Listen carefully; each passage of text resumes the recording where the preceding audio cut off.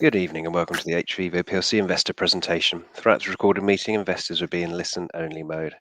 Questions are encouraged, can be submitted at any time via the Q&A tab situated in the right-hand corner of your screen. Just click Q&A, scroll to the bottom, type your question and press send. Due to the number of attendees today, the company may not be in a position to answer every question received during the meeting itself. However, can review all questions submitted and publish responses where it's appropriate to do so. Before we begin, we'd like to submit the following poll. I'd now like to hand you over to Mo Khan, CEO. Good evening, sir. Thank you. Well, thank you everyone for your precious time given to us on this Tuesday evening, is it? In early April, where we announced our full year 2023 update. I'm very pleased to have you on board. Going straight into it, this is the normal disclaimer. I am Yamin Mo Khan. I'm the CEO of hVIVO. I've been CEO for just over 2 years, and I've got a long history in working at a contract research organization or CROs. I'm joined here by our CFO, Stephen. And I'm Stephen Pinkerton, CFO from October 2022. I've been with the business for over 7 years, and that's it really. Thank you, Stephen. So welcome, and we get straight into the presentation. For those of you who may not know who hVIVO is, well, we are the world leaders in conducting human challenge trials in infectious diseases and respiratory diseases. We have a large human challenge trial unit here in London. We also have several offices across the country, including a screening site in Manchester. We are due to open the world's largest human challenge trial unit later on this year in Canary Wharf, and I will talk about that later in the presentation. We also have a second subsidiary called Venn Life Sciences, who help in conducting our human challenge trial, but we also provide standalone early clinical trial clinical development clinical services, which it fits in well with what hVIVO does. As a company, as I mentioned, we are the world leaders in human challenge trials. Human challenge trials is a niche way to develop antivirals and vaccine. Is in fact expedites in the way we can develop drugs and take them forward to phase 3. Our mission, as stated here, is delivering today's healthcare by empowering tomorrow's innovation. And we believe that human challenge trials and the concept of human challenge trials will be the future and the norm in the future of how we expedite and get vaccines and antiviral to patients much faster. I'll give you a brief summary of our year of 2023 with some key numbers. So we did hit our 56 million pound target in revenue. This is what we guided towards early on last year. We also hit 13 million pounds in EBITDA, which is around a 23.3% EBITDA margin. And when you look at the 13 million EBITDA, it's actually a 44% year-on-year increase, and that's actually slightly ahead of guidance. So a really good result and a great effort by everyone at hVIVO in not only delivering the increase in revenue, but also delivering that at a really high margin. On top of that, we have 37 million pounds in cash as of 31st of December last year. This shows that not only is our business model a profitable business model, but also a hugely cash generative business model. We have a weighted order book of around 80 million pounds as of end of last year. And this basically means that we have over 90% of our revenue target for this year already contracted, and we are guiding towards a 62 million pound revenue target for this year, and hopefully at a sustainable EBITDA margin. I'm going to now hand over to Stephen to provide a little more details on some of the key financial parameters for 2023. Thank you, Mo. Good evening, everyone. There's not much change since our presentation in January, but I'll go through some of the highlights again. As Mo's just mentioned, our revenue was 56 million, at 16% up on last year. Contributing to that was Venn Consulting, our business in Netherlands, that is an early clinical consultancy business. It grew over 30% in the year, so it was a great result and a strong performance from them. One of the things that underpinning our revenue performance, both in 22, 23, and as we go into 2024, is these multiple bespoke full service contracts that we have won. This is where we are manufacturing the challenge agent, characterizing that challenge agent, and then doing a challenge study then. So in 2022, we had signed 3, and we'll, working, and 2 of those carried over into 2023. And in 2023, we have signed 3, and some of those have completed and are now carrying forward into 2024. So that sort of strength of pipeline of work is seeing us well through in this business. We also got to recognize a bit of revenue relating to the sort of facilities accelerated, and Mo will touch on that a little bit further on, but this is to do with Canary Wharf, and the build out of that facility. We're able to recognize some of that revenue went through our P&L, where the cost of it actually sits on our balance sheet. So, but both this and the fact that we have larger studies on train helped us sort of reduce any impact from the MHRA delays. And we did have a few studies and a few amendments to our studies that were impeded by delays from MHRA in 2023. Going on to EBITDA, this is slightly better than we had in trading update. To be honest, at trading update, we gave an indication of 22%, and this was just sort of a conservative estimate where we thought we would land. And so we're very pleased with the 23% and the 13 million. Underpinning this EBITDA is a couple of things. First to highlight is that during the year, we had 9 studies in quarantine unit. Now, we have more studies that we're working on, but actually in the unit were 9 studies, different studies where we had volunteers for 9 different studies in the unit. And this compares to 7 in 2022. As well as that, and is that we had 31% increase in our volunteers in the unit in the year.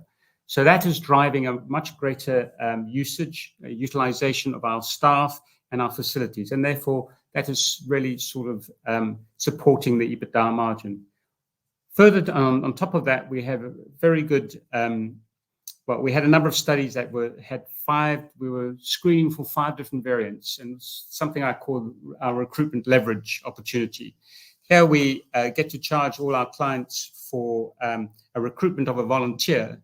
But when we screen them, we get 5 chances of putting that volunteer onto a study. And that cost saving is tremendous and is really supporting the EBITDA margin. So that's because we're running multiple studies concurrently at the same time across 5 different variants. And moving on to cash. Cash has, same as we've obviously provided an update of 37 million. Just to reiterate, we are debt-free. We paid out, this is after paying out a 3.1 million dividend in 2023. And it's developed because we've been profitable in the year. Our order book continues to grow, and we get upfront fees from our clients, which are non-refundable. So, so this is why our cash continues to grow. And actually it becomes the position on how cash is generated is a bit clearer on the next slide. This is our sort of cash flow statement, sort of bucketed into sort of categories. And on the left-hand side, the column is our opening cash position of 28.4 million, and then our closing cash position on the right-hand side of 37 million.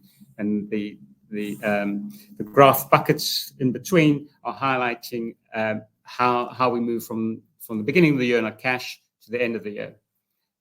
So you could see 13.1 million cash generated from operating activities. That's before working capital. And that's a 46% up on 2022. So, I mean, if you look at that, that's 13.1 million. Our EBITDA was 13 million, practically 100% flow through. Very, very, very strong performance. Another thing I want to really highlight is that the 4.1 million is a positive working capital movement. Because we extract from our clients a booking fee up front, and also that our milestone payment plan relating to our work is in advance of the work that we deliver. Generally, and provided our business continues to grow, we will have positive working capital. So as our business grows, we don't have to fund our working capital. It will fund itself. And so as we project going forward, we project and expect a positive working capital balance every year. Then we have what we've spent, how we spent some of the cash during the year is capital spend. We spent 5.2 million. 4.8 million of that was spent on Canary Wharf facilities, which I remind you has been 90% funded by our clients. So, which, as I said, so the facility fee that I've just mentioned that we recognized partly in 2023, that was a very modest amount, and the majority of it will be recognized in 2024. But it's 4.8 million is what we've completed on, spent so far on Canary Wharf fit out, and that leaves a balance of 0.4 million, which is really a sort of a nominal amount just to replace existing equipment, clinical lab equipment, no more than that. The dividend, which we just touched on, and the net figure of 0.5 million is the lease payments were year on year flat, and that was offset, mostly offset by our interest on our deposits, because obviously we're sitting with a lot of cash. At the end of the year, I think something like 32 million of it was held in deposits, earning around about 5%. And the other offset, partly offset, was we issued some options, and this is the cash impact of so the exercise of options during the year. So that gets you to your 37 million. And just to highlight again why this is a cash generative business as we continue to grow. This is a typical study of it's a typical graph of a study, a particular study that we completed during 2023. It is a very good example of all the other studies as well. So the green line is highlighting the revenue recognition, and revenue recognition is the total cost incurred to date versus the total cost expected on the study. So it's a percentage of completion, cost completion model, and how we recognize revenue. So as we incur cost, we recognize revenue as a percentage of the total cost of the budget. But it is very at a very granular level. So it's not at a very high level that we recognize the revenue. It is down to task and phase of each of those projects. So there's about 60 different lines on which we recognize the revenue. So it's quite accurate. But the darker line shows you the cash that we've received whilst delivering the study. And you can see the cash is always ahead pretty much of revenue recognition right until the very tail end. You can see in the very first stage, we take the upfront fee of 15 to 20% of the contract value, plus some service charges, setup fees, where we design the protocol. We finalize the protocol with the client. We submit it to the MHRA, and at the same time, we then do is refresh our budget. And as soon as the budget is refreshed and finalized, the client will enter into an agreement with a CTA agreement, a clinical trial agreement. Here, they will pay us a contract fee on a signature. A screening fee will be the next milestone. The next milestone is the first inoculation, 25th inoculation, or 30th inoculation, and so on until you get to data lock and CSR report, which is the very final stages. It's only at the very final stages of the study that we go into an accrued revenue position. And you can see that cash continues through. Right at the very end, you can see there's a little jump up in the dark green. And that was because in this study, we had a small change order right at the tail end of the study. And that was agreed and transacted. And therefore, the cash jumped up ahead of revenue at the very last stage of the study. So hopefully that gives you a picture of why we are a cash generative business, and gives you sort of confirms the cash receipts that we receive up front, and that we're always in a cash positive position on all our studies. Then the last slide is just to highlight, we at the trading update, we announced that we would be paying a dividend, and we are confirming that this business is committed to paying an annual dividend. And this is to reward our existing customers and also to attract investors that require a bit of a yield to invest. And we've always had to try, we wanted to try and diversify our share register, because different investors have different horizons, different motives for holding shares, and different timelines. And that stabilizes the share price. And that's what we've been aiming to do. And this is why we're implementing this dividend as well. This is part of the reason. In arriving at that dividend policy, We also wanted to take into account that whilst we are cash generative, we've got quite a bit of cash on the balance sheet.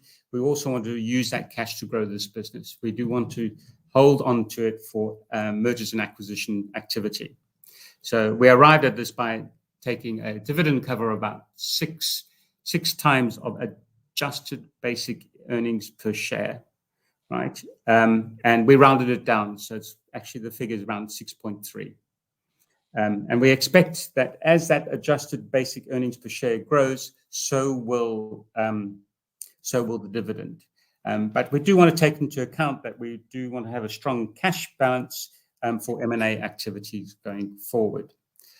I think that's all I wanted to say on the dividend. I think I'm going to hand over back to Mo.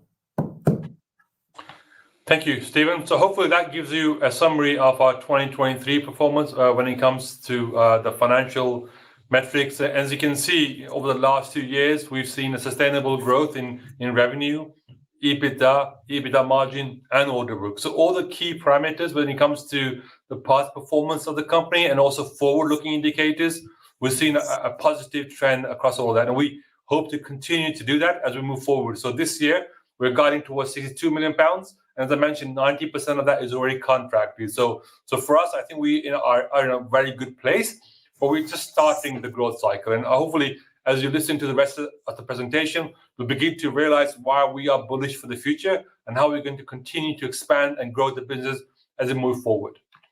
So before we do that, I think one of the key things I want to address is the utility of the human challenge trial concept. So why are companies running more and more human challenge trials? So there's various reasons why this is happening. So when you look at the commercial market, so these are the biotechs and the pharmaceutical companies, the reason why they're running it is, of course, biotech companies, for example, they want to get a signal of efficacy or effectiveness of the drug in a very fast manner. And it means that they can either raise more money and run the phase 3 themselves, or more likely, they have a reason to be acquired by a big pharma. So Reviral is a case in point that got acquired by Pfizer for $500 million on the back of a human challenge trial.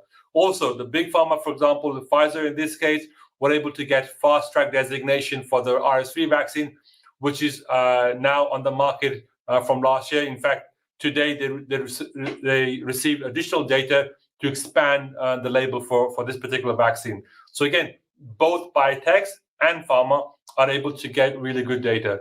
One of the other key trend has been that our clients are not just looking to compare their drug against a placebo arm, they're now using the human challenge trial model to get additional data. So one of the things we've seen is clients are not only looking at placebo versus active, but they're looking at different doses and which dose will work the best in a clinical trial setting. So this means, for example, we're running a trial with 3 arms. So this means a placebo, a dose 1, and a dose 2. Now that straight away increases the size of the human challenge trial by 50%. And of course, the biggest indicator for the contract value of a given clinical trial is the number of volunteers we recruit. So the more volunteers we need for each trial, the bigger that contract size. And as I mentioned, our clients are using human challenge trials for different purposes to get more insights into endpoints, into sample sizes, also into doses when they move into the phase 3, as well as de-risking a potential phase 3.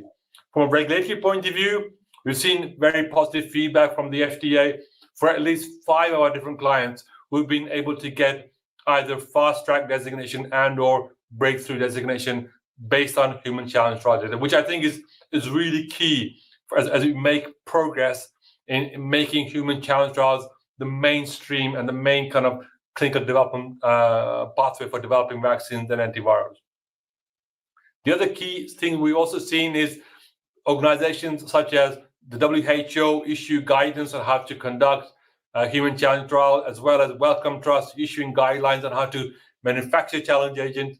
CEPI, a non-profit organization geared towards pandemic preparedness, had also issued a grant of over $55 million to help and assist academic sites into creating more human challenge agents for challenge trials, as well as standardizing the methodology of how challenge trials are conducted. All this goes towards in harmonizing how human challenge trials are conducted. And of course, as you know, with over 75 trials conducted and over 4,500 volunteers through our clinical trials, we are the world leader. In fact, we believe we have over 90% of the market, of the commercial market at least, and this market continues to go on a daily basis.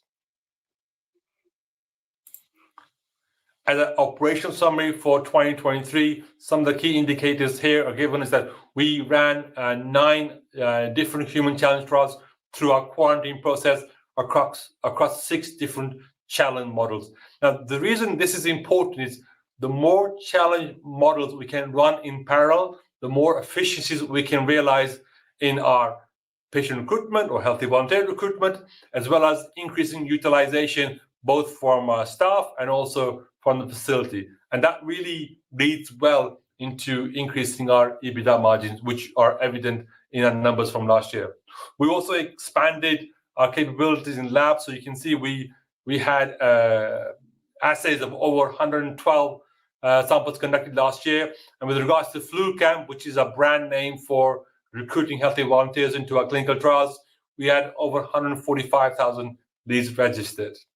With regards to some of the key operational highlights, I'm not going to go through each one. It's there for everyone to see. But one thing I do want to outline really is that we did sign 2 master service agreements, one with a big pharma and one with a mid-sized pharma. Now, this does not mean that these clients are now committed to conducting X number of human challenge trials, but it does show that their commitment that they are considering more than one human challenge trial with us. And this is why they are basically creating and agreeing a legal framework. So when they do come to the right time and the stage to be able to run a human challenge trial, then the legal framework is already taken care of. And all you're doing is negotiating the project budget and the timelines, and you can move straight into conducting a clinical trial. So for me, this is a very positive sign and a good indicator for the future. And it also establishes us potentially as the sole provider of human challenge trials to these customers, and also us gaining more repeat business from our current clients.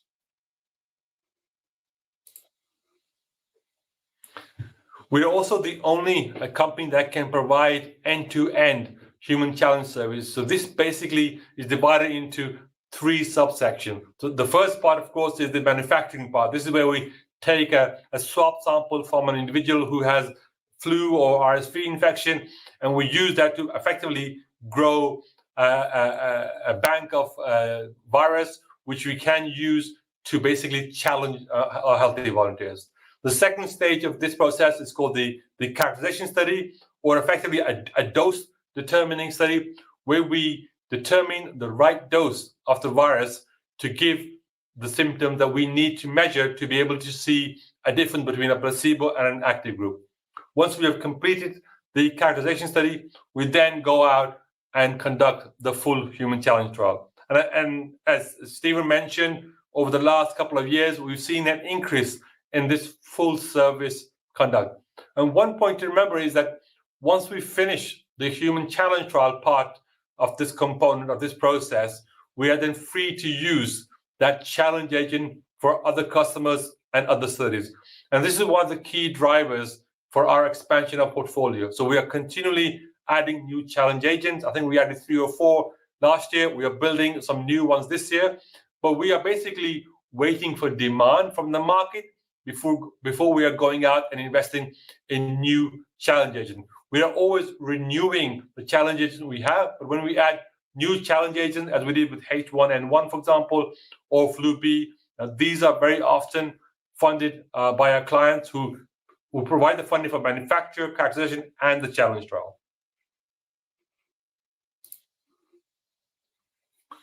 So FluCamp is a very important part of our provision of services, because FluCamp is the key brand we use to recruit healthy volunteers. Without the recruitment of these volunteers, we would not really have a good business model. Patient and volunteer recruitment is the single biggest reason why studies get postponed or cancelled or even delayed.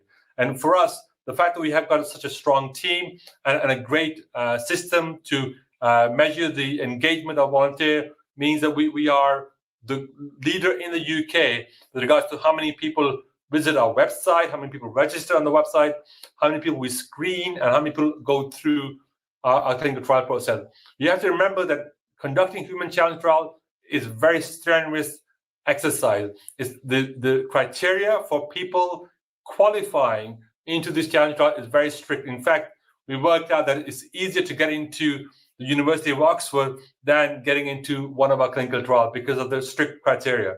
And we've given you some breakdown of the various parameters we measure. So you can see the age group is fairly young people. We estimate the average age of the person going into quarantine is around 31 years of age. And you can see from the people who log into our website, the gender breakdown is more or less 50-50. We also have made some changes with regards to the volunteer experience. So one of the things, for example, we did was we brought a kitchen in-house. We're giving freshly prepared food to our volunteers. And as a result, we've seen significant improvements in the scores we're getting from the volunteers who have been through our quarantine process.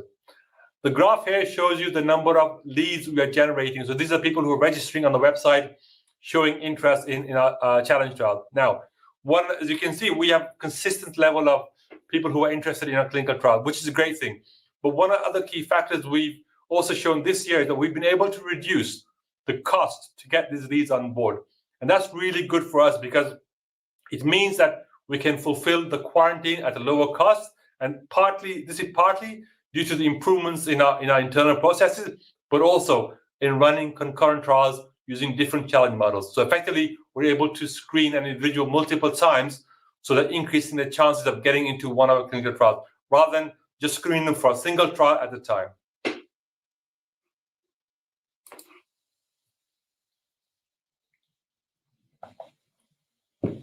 So as Stephen mentioned, Venn Life Sciences showed a 30% increase in revenue year on year, which is a great effort by that team. We also increased the headcount.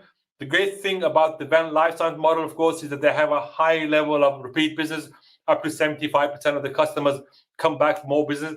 And one of the other things that people sometimes forget is that Venn Life Sciences has an integral part in the conduct of human challenge trials.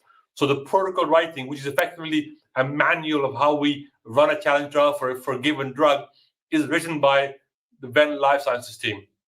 hVIVO in London then recruits the patients. We screen the patients here. We then put them into quarantine. Venn Life Sciences is responsible for collecting the data, for analyzing the data, and producing the final clinical study report, which goes to our customer. So both subsidiaries are working hand in hand in a very complementary manner to make sure we deliver a full service to our customers. We also opened up a very small office in Leiden last year. And the main reason behind this is to take advantage of the huge number of startup biotechs in that region. And for Venn Life Sciences, who are very, very good at providing standalone early clinical development services, to utilize that biotech park and gain more exposure and gain customers. And we've already seen some success in that. One of the key factors I may have mentioned last time was we had recruited some experts in ATMP, advanced therapy medicinal products, such as cell and gene therapy consulting expertise. I'm pleased to say that now we have signed contracts in that field. So what are we doing as we move forward? So one of the key forward-looking indicators, of course, is the order book. At the end of 2023, our weighted order book stood at 18 million pounds. What we do is we take each award that we have, each contract we sign, and we assign a probability factor as to what is the probability that we will recognize the full value of that contract. And by that, we aggregate the sum, and we communicate that value to you guys. And the reason why we do this is because clinical research is notoriously volatile. Not so much for us, and I'll explain why, but generally speaking, in CROs, projects very often get delayed, postponed, or even cancelled. We make sure that we only communicate the numbers that we are comfortable with regards to the project going to the finish. But one of the key differences between us as a CRO versus the standard CRO model is that we have a 15 to 20% upfront payment that is non-refundable.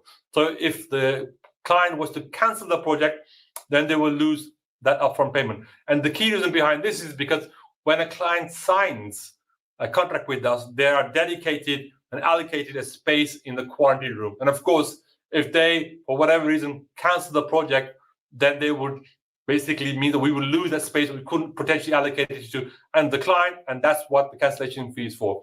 In addition to that, there is a postponement fee. So depending on how much notice we get and how long the postponement is, there's a postponement fee allocated to any delays from the client side. The order book, as you can see, as I mentioned earlier, goes well into 2025. 90% of this year is already contracted, but you can see already we've seen a good number of quarters in 25 seeing order book recognition. And this is the longest visibility we've seen in the history of the company. So very pleased that our sales team has done an excellent job in making sure that the order book is continuing to be fulfilled, even though we are recognizing more and more revenue. One of the other things I wanted to talk about really is to give you a little bit more breakdown, more color on the order book. One of the things I wanted to do is make sure that we have diversification in our order book. So we're not really relying on one project or one client for majority of work. So on the left-hand side, you can see the breakdown of the order book by customer, and you can see client A and client B are big pharma clients, which is great to see because we know they're much more stable and they get the study to finish. And third in place here is Venn Consulting, and they got multiple clients in that. And then we have client D, which is a mid-sized pharma. And then, of course, you've got other pharma and biotech clients. In the middle, you see the same breakdown by project. So you can see we've got multiple projects with same client. So the risk we have with regards to cancellations and postponement is a lot less than it was maybe a couple of years ago, even maybe 18 months ago. We've added new clients. And on the right-hand side, you can see we've added new challenge agent. So the diversification of the order book by challenge agent is the best it's ever been. This is not to say that a client will cancel or all our clients will cancel all of the project with a certain challenge agent.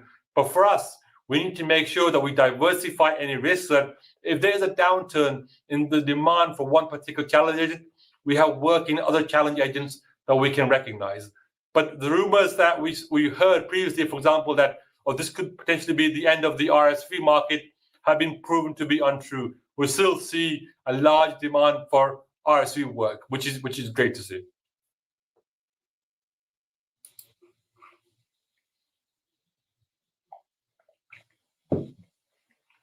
The other item I wanted to cover is how this order book is burnt across the coming 12 months. So you can see each month how many volunteers we are contracted to deliver to all our clients. So you can see it's a very healthy pipeline. But the key thing I want you to focus on is the fact that each bar chart here is a different color. This means that we are recruiting against multiple challenge agents each month.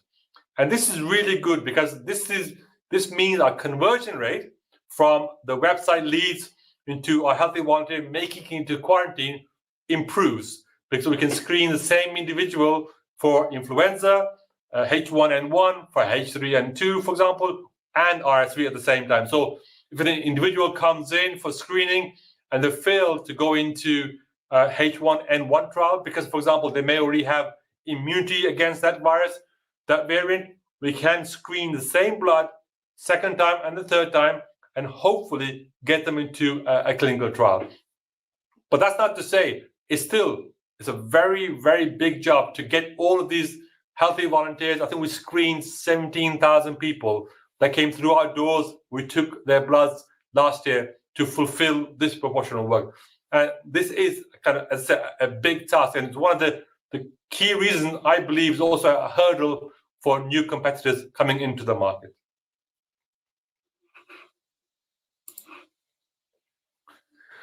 So one of the big milestones for us this year in the company is going to be our move to Canary Wharf.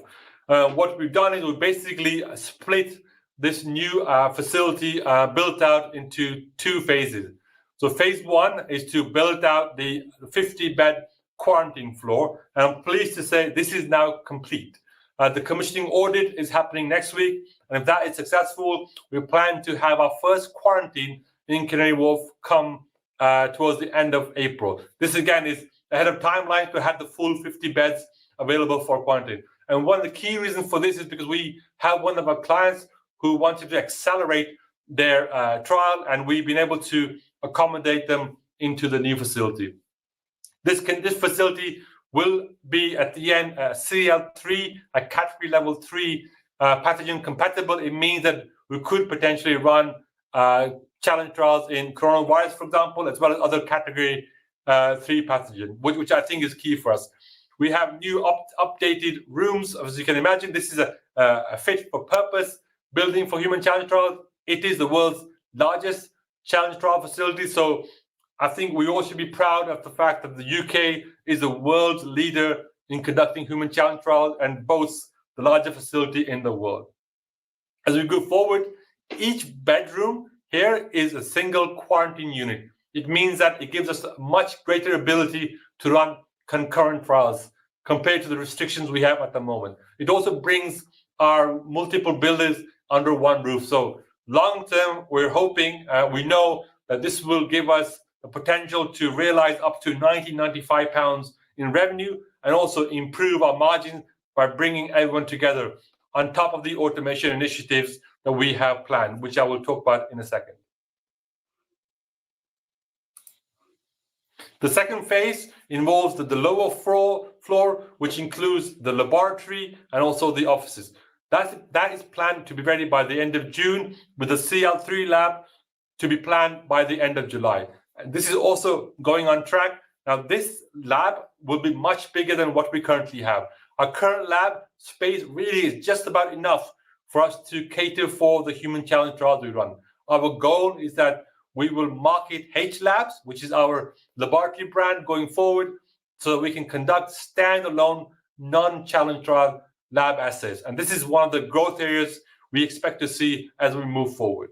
We also will have an outpatient section within the Canary Wharf facility. This is the reason behind this is we want to be able to run phase 2 and phase 3 outpatient clinical site studies. And this is one of the additional revenue streams we have planned for our growth to hit the £100 million revenue target in 2028. I mentioned with regards to the automation, so we have 3 fairly large initiatives currently in different places, different phases of implementation. The Laboratory Information Management System, or LIMS for short, phase 1 and phase 2 is complete. So we already have certain automation within our central lab, but we also will complete all of this implementation by the end of this year. Our volunteer management system is already fully implemented. Of course, there will always be ongoing continuous improvement, but we are using a system that will help us manage our volunteer, improve how we engage with the volunteers, as well as get more leads in and convert a higher fraction into quarantine. Finally, the third initiative we are planning this year, at least complete the phase 1, will be the e-consent or e-source. This basically means that we will have all our medical health records of our individual in an electronic format. This, of course, will be more efficient and it will improve quality as well as speed. So all in all, these initiatives are all under the way in some way and format, and we hope to realize full potential and the efficiencies of these come 2025.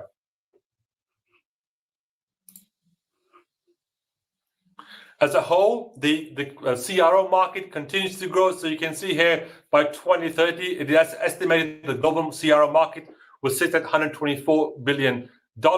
And you can see in the chart the number of trials that are either planned or being conducted in the different pathogens that you could potentially put in a challenge trial model for continues to be consistent. If not, the trend, of course, is growth. So this suits us well because this is the stage and these are the viruses who could potentially use a challenge trial model against.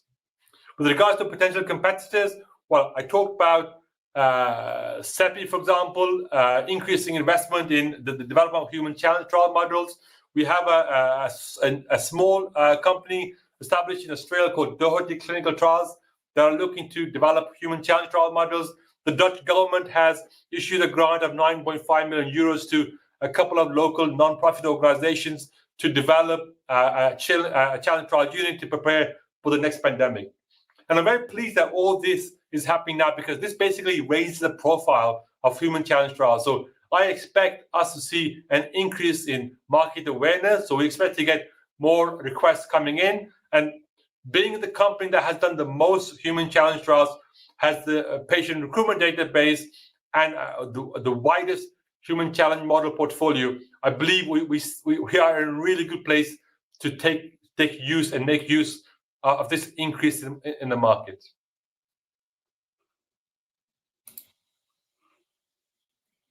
The growth drivers towards going 2028. So rest assured, we are a human challenge trial CRO, and we remain a human challenge trial CRO. This is our major niche. It's the biggest advantage we have in the market, and the revenue continues to go up. So we will continue to develop and market the challenge models we have. We are looking to expand and add more challenge agents into our portfolio. In addition, we will add more revenue to the revenue stream that I talked about, so the H labs, the clinical trial site services, as well as volunteer repurposing. So all of this, of course, will increase our revenue. We expect this to get us to around £90 million in revenue come 2028. And then we also have planned for M&A activity to add £10 million in revenue in 2028. Now, the M&A process is active now. We are looking for targets. But one of the key messages I want to give to you is that if we don't do any M&A activity this year, it's not a failure. Okay, remember, we are in a niche service. We are the world leader. It's not like there are other 5, 10, 20 challenge units that we can go and acquire. The key thing is to find the right target at the right price and the right fit. And for that, we may have to wait a little longer. But our goal is to bolster what we have and have bolt-on M&A assets, M&A targets to what we already provide. So just to reiterate, our guidance for 2024, we expect to hit £62 million and try and sustain our EBITDA margin. We expect to see 1H weighting in this year. This is driven by two factors. One, we did have a small cancellation with regards to our HMPV characterization study. We finished the manufacturing and recognized that revenue. We did not complete the characterization study, but we did get the cancellation fee for that. We've also been asked by a client, as I mentioned earlier, to accelerate one of the studies. So we're pushing that more into H1. And with the combination of both of those factors, we expect to see a higher H1 weighting compared to H2. But in the meantime, of course, there may be additional projects coming in that we may still be able to run later on this year. But we just want to kind of give up full transparency and give out the metrics right today. We expect to see H1 weighting rather than H2 weighting, which I think is not a bad thing, the fact that you can deliver and get to your target of 62 million in time. We mentioned 90% of the revenue already contracted, and we have visibility going into 2025 and an order book of 80 million. So in summary, I hope the numbers we have provided you today show that we have a robust model. It's definitely profitable, it's obviously sustainable, and the margin continue to grow. And we will continue to build on that. I always have this ethos of under promise over deliver, and we'll continue with it in the same manner. The Canary Wharf facility is a large facility that will help us get to the next level, and that will be a 50-bed, as I mentioned, the largest facility of its kind in the world, and we will be adding new challenge agents. £62 million of revenue already guided for, and we also have an annual dividend policy announced. And just remember, the main reason for this isn't to have large amounts of dividend payouts. This is a nominal or modest dividend that we are paying out to attract new institutional investors. Thank you very much for your attention. Fantastic. Mo, Stephen, thank you very much indeed for the presentation. Ladies and gentlemen, do please continue to submit your questions just using the Q&A tab situated in the right-hand corner of the screen. Just while the team take a few moments to review those questions submitted today, I'd like to remind you the recording of the presentation, along with a copy of the slides and the published Q&A, can be accessed via your investor dashboard. Mo, Stephen, as you can see, we've had a number of questions that have come through, no surprise as always.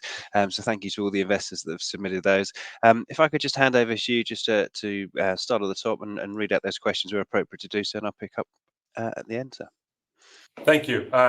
So yes, we have a lot of questions. Thank you for your interest, and thank you for staying with us into this evening. So I'll shoot through these questions and answer as many as I can between myself and Stephen. So first one is there any program to monetize the non-core assets? So as I mentioned before, the non-core assets are really an upside. For us, our current focus is in developing and increasing the human challenge trial market. So not only the portfolio of challenge agents we have, but also adding new challenge agents. And that's our key goal. We are in conversations with regards to the non-core asset, but when that happens, and that does come to fruition, then of course, that will be an upside for everyone. Is there any latitude for expanding our human challenge trial offerings into non-infectious diseases? For example, drugs for autoimmune diseases like psoriasis, where continuous monitoring of inflammatory markers would be desirable, combined with controlled volunteer diet and activity. This is a question from somebody who knows the subject really well. So we have to be careful because we do want to diversify, absolutely. But our core business really is providing human challenge trials for respiratory and infectious diseases. And our team had the experience and the expertise in that. So that's our core goal. And that's what we want to do. We haven't really covered all the challenge models that we can do. So for example, Zika or dengue or whooping cough. There's so many out there that we haven't really worked on. I mean, COVID is another example. So I think that's our core business. That's what we are marketing aggressively at the moment. But these are something potentially to add in the long term. Of course, there are other things like allergen testing, or for example, asthma allergy testing. So there's lots of different aspects of human challenge trials that are conducted globally, but we really haven't focused on the autoimmune for the moment. I think this one is for you, Stephen. What is the right tax rate to model?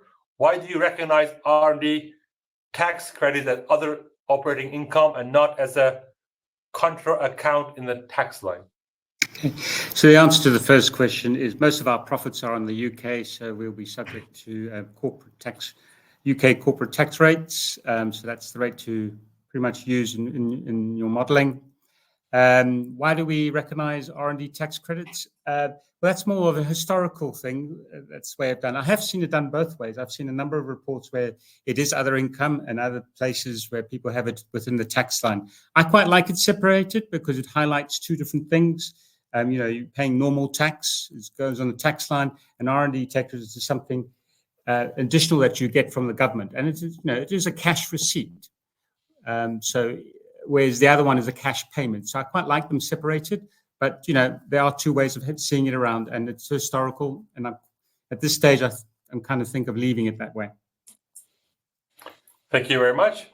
Can you give us any insight into why there is a H1 weighting this year and how the order backlog has developed? I hope I've answered that question during the presentation. So as I mentioned, the hMPV characterization study, as well as acceleration of another large project coming in earlier. The order backlog, again, hopefully you've seen the chart.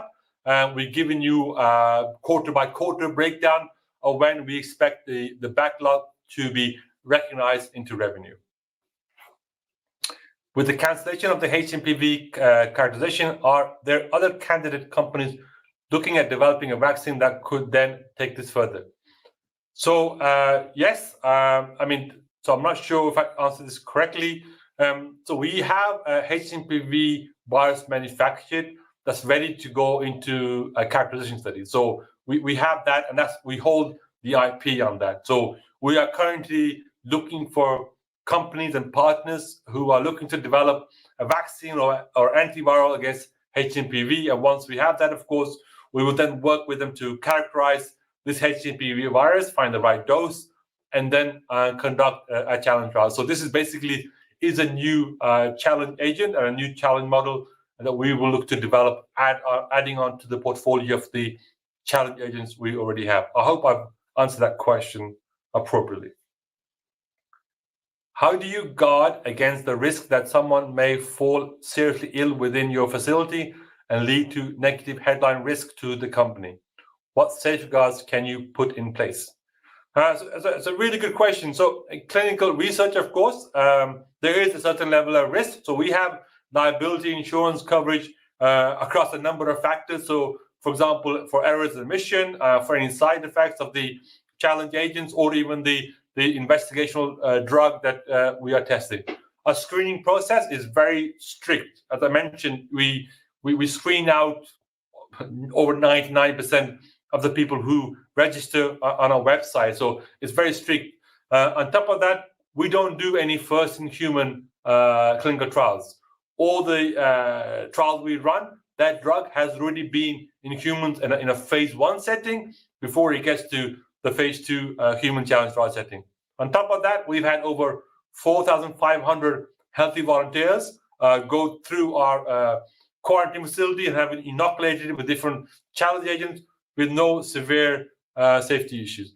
Finally, and just to reiterate, maybe every challenge agent we have manufactured, maybe manufacture is the wrong word to be honest, but effectively the seed, the virus comes from a person who has got that infection naturally. So we're basically growing that virus that somebody has caught naturally. So it's not something that we use or mutate in any way. I think that's key. So you can imagine for RSV or influenza, this is out there in the field. We take it from a laboratory or a hospital, and we grow that, we purify it, we sequence it to make sure that it's the right strain of the virus we're looking for. We characterize it, so we start with a low dose, and we increase the dose to make sure we get the right level of symptoms before we use it in a challenge trial. So hopefully that gives you some reassurance as to all the steps we undertake before we actually use it in a challenge trial. How many of the top 10 pharmaceutical giants are using HCs today? So around 4 that we know of. I don't believe there is a big pharma that is running a human challenge trial with a third provider, at least in the respiratory and ID space that we are in. So we have full access to the market. In fact, almost every big pharma client we have has come back to us for multiple challenge trials. So we've had repeat business from all of our big pharma clients. Any news on new models such as C. difficile, norovirus, strep pneumonia, dengue, chikungunya, Zika? Excellent question. So you've really done a good job here in identifying the potential challenge model we can look forward to. So as an example, for example, norovirus challenge trials have been run in the US. Strep 2, dengue has also been done in the US. Even Zika challenge trial has been done in the UK academic side, sorry, US academic side. And that's one of the important points, though. We rarely invent new challenge models. These challenge models originate in an academic site where academics are conducting these trials on a small scale to study the scientific progression of viral infection. And we basically take that model and we basically big size it and we commercialize it and to help develop our clients' products. But one of the key things we have changed not so long ago is that we're really looking for our customers to come and partner with us in the development of new challenge models. So you can see from flu B, for H1N1, even for HMPV, we had a client who was interested in that challenge model before we invested into developing that further. And we continue to seek customers and we give them the opportunity to discuss the different models that are available, including these ones. And as soon as we have a client interested, we would, of course, help develop these challenges. Will we ever see a commercial COVID human challenge trial? Any companies considering this now? So as you know, we have run a COVID challenge trial that was sponsored by the UK government. But since then, of course, no further COVID work. None of our revenue this year at the moment is estimated to come from COVID trials. In the order book, there's zero COVID related work. So we really are a non-COVID stuck. But I do think as we move forward, there will be more interest in COVID challenge trials, especially as we move into the next generation of vaccines, which, for example, oral vaccines, or also multivalent or combo vaccines, which work against more than one virus. And these are some areas of potential growth for us as a company focusing on conducting human challenge trials. One for you, Stephen, I think this one, stripping out the Venn Consulting acquisition and the Canary Wharf cost, reimbursed by customers, what would organic revenue growth have been? All right, so then consulting accounts for about 12-13% of revenue. And it grew over 30%. We're not giving away what the Canary Wharf reimbursement from our customers has been, but the underlying margin, organic growth, is pretty close to the 16% that we disclose overall for the business. It probably is 1 or 2% lower than that. Thank you.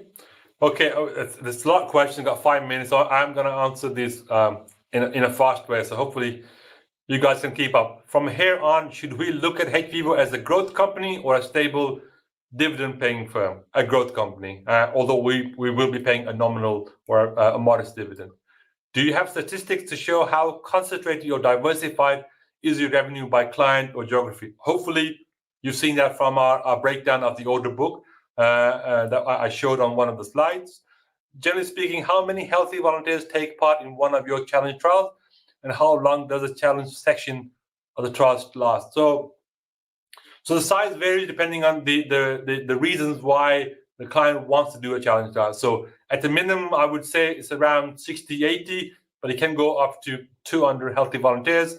The actual quarantine part, so depending on the virus, the volunteers are in the quarantine between 10 to 15 days, but the overall, the kind of the beginning of the quarantine phase and the end typically takes about 2 to 3 months, depending on the size of the project. But of course, for bigger studies, it could take longer than that. You have screened 17,000 people last year for trial participation, correct? How many of those 17,000 turned out to be less than 1%, I would say? Or maybe a little bit more than that. Less than 10%, definitely. Are volunteers more than once? Are volunteers used more than once? So typically not. The only way we can use more than one volunteers is they can come back after 6 months and take part in a challenge trial with a different virus, not the same virus. Can you give a bit more detail on the financing of the new Canary Wharf facility? Not more than what we have already shared, because we have to basically abide by our client's confidentiality. We can't give out those numbers. Is there an advertising budget? Of course there is for volunteer recruitment. You say you have 50-bed capacity. Do you have plans if you grow and exceed the capacity? Yes. So Canary Wharf has the capacity to add 20 more beds, so we can go up to 20 beds. Up to 70 beds in total in Canary Wharf. To what extent do you view yourself as a possible acquisition target? That's a question that with an unknown answer, to be honest. You potentially have to ask a PE company or other global CROs for that. And our goal basically is to continue to grow the company, continue to hit our targets. Why Canary Wharf? Surely less prosperous area would attract a greater number of volunteers. So why Canary Wharf? Economically is the primary reason, to be honest. I'm not sure there's anything else to add to that. A great place to be, but economically it made sense after we assessed different locations. And for the location of the volunteers, so we actually have a UK-wide reach. So volunteers come from all over the country. And we will continue to have the screening facility in Manchester. We will continue to have the screening facility here in East London. And the only people who go into Canary Wharf will be the ones that qualify the screening process and go there. So it's not an issue from that point of view. In view of the excellent cash position, would you consider the payment of a special dividend later this year? Not at the moment. Thank you, and well done to everyone at hVIVO. Thank you for that. How was the dividend amount determined, as it seems rather small given the company's cash pile? You want to take that, Stephen? Sure. I think I alluded to in the presentation. We looked at having been conservative to keep a robust amount of cash on the balance sheet. We looked at 6 times cover of adjusted basic EPS, and as that grows, so will the dividend. And we really are looking to retain cash on the balance sheet for mergers and acquisition activity. Thank you. With the new facility coming online earlier than planned, will you be looking to run studies at both facilities? Absolutely. And this is one of the reasons why we think H1 will have a slightly higher weighting than the H2. So good question. Hopefully that makes sense. Why does the company attend so many conferences? Is this the only way of generating leads? It's one of the ways of generating leads. Of course it is. I was at the World Vaccine Congress last week, and we had a presentation that we gave out on human challenge trials. I mean, the key goal for us really is to raise awareness. That's the key thing. We know there's a bigger market that we're currently are aware of. So the bigger the platform for us to talk about human challenge trials, the more. You'd be surprised that even now at our booth, when we're standing there, we have companies coming in asking us about what a human challenge trial is. So that work will continue to happen. And as I mentioned, people like CEPI, WHO, Wellcome Trust, and other small academic sites are helping us in getting the message out there. Thank you for all your questions. I think we've gone 1 past the hour, so I'd like to close the question section now. Fantastic. Well, Stephen, thank you indeed for covering off so many questions, and thank you for everyone for submitting those. Before redirecting investors to provide you with their feedback, which I know is particularly important, Mo, could I just ask you just for a few closing comments before we wrap up? Thank you for that. Well, again, thank you for your time today. Hopefully, this is a good, positive update for you. No kind of surprises. The only kind of surprise, I guess, would be that we have increased now a higher EBITDA margin than we had previously communicated, and the fact that we've been able to get Canary Wharf up and running earlier than planned. We stand by a guidance of £62 million for this year and a 100 million goal come 2028. So hopefully you've seen over the last couple of years that we've basically delivered on the numbers that we communicate. Sometimes you may feel these numbers are conservative, but we communicate them as we see them, and we hopefully will continue to beat the numbers. So thank you for your interest and for your holdings. For those of you who are holders, and for those of you who are not, what are you waiting for, really? But again, thank you for your time. Really pleased to be talking to you, and hopefully we will be talking to you next time from the world's largest quarantine unit in the world. Thank you. That's fantastic. Mo, Stephen, thanks indeed for updating investors today. Now, please ask investors not to close the session. You should be automatically redirected to provide your feedback in order the team can better understand your views and expectations. This will only take a few moments to complete, and is greatly valued by the company. On behalf of the management team of hVIVO PLC, we'd like to thank you for attending today's presentation, and good evening to you all.